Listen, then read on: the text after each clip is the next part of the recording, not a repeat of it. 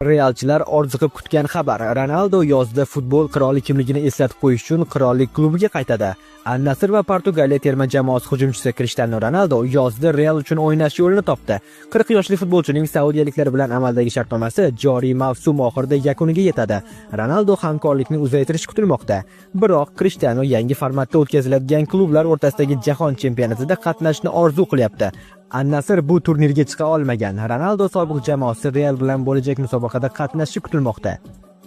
FIFA klublar o'rtasidagi jahon chempionati ishtirokchilari uchun maxsus transfer oynasi tashkil qildi. U 1-10 iyun kunlari bo'lib o'tadi. Ronaldo ana shu muddatda Real bilan bir musobaqa, ya'ni klublar o'rtasidagi jahon chempionati uchun bitim tuzishi aytilmoqda. Ronaldoni Realda ko'rishni istagan bo'larmidingiz? Javoblaringizni izohlarda yozib qoldiring.